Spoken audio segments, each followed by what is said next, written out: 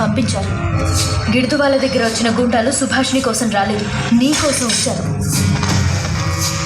ఇరీడియంకి plastic ఫ్యాక్టరీకి సంబంధం ఏంటి? ఇరీడియం ప్యాక్ చేయడానికి ప్లాస్టిక్ కావాలి, స్ట్రాంగ్ ప్లాస్టిక్. దానికోసం ఫ్యాక్టరీ పెట్టాలి. కానీ ఆ స్ట్రాంగ్ ప్లాస్టిక్ తయారు చేయడానికి చెరుకు కావాలి.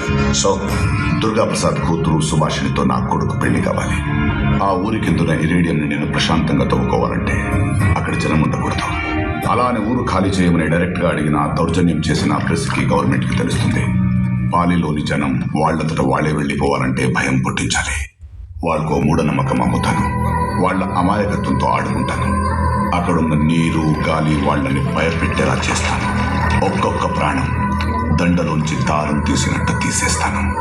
అప్పటి నుంచి పాలి పక్కనున్న ఫ్యాక్టరీలో విష పదార్థాలు కలిపి అక్కడున్న నదిలో వదిలారు. అది తాగి జనం చావడం మొదలుపెట్టారు. ఆ ఊరు శ్మశానం అయ్యే వరకు అక్కడికి డాక్టర్లు రారు, మందులు రావు, వచ్చినా ఉండవు. వాళ్ళు మైనింగ్ స్టార్ట్ చేసే టైంకి పాలి ఖాళీగా ఉండాలి. నువ్వు వచ్చేదాకా అంతా అనుకున్నట్టే జరిగింది. ఆ ఊళ్ళో ఒక్కసారి మైనింగ్ స్టార్ట్ అయితే జీకే నాకు 100 కోట్లు ఇస్తానన్నాడు.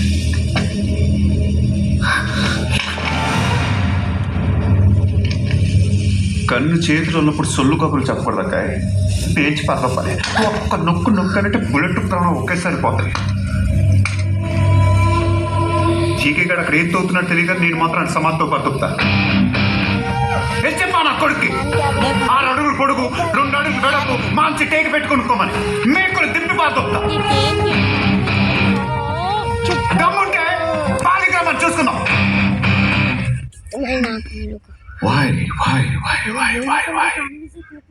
చేతులు గన్నుంది.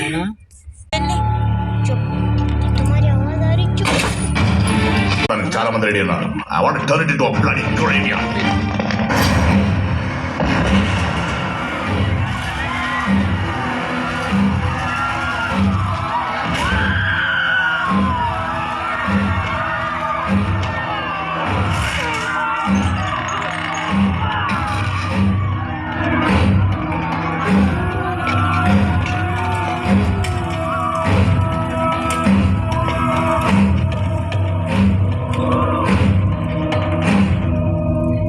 నేను ఈ ఊరు దగ్గర ఒక ఫ్యాక్టరీ పెట్టాను. అందులో నుంచి వచ్చే విషయం నీళ్లు కలిపాను. ఆ నీళ్లు తాగి మీరు పోతే భయపడి ఈ ఊరు వదిలేసి వేరే ఊరు వెతుక్కుంటారనుకున్నాను. కానీ మీరు దేవుడిని వెతుకున్నారు. వాడు సొల్యూషన్ వెతకడం మొదలెట్టాడు. చిటారు కొమ్మ దగ్గర నుంచి మొదలెట్టి తల్లి వేరు దాకా వచ్చేశాడు. ఎవడ్రా వాడు? మా దేవుడు. కాపాడతాడా? ఎక్కడున్న ఒక్కొక్క భద్ర పతాకం ఈ ఊర్లో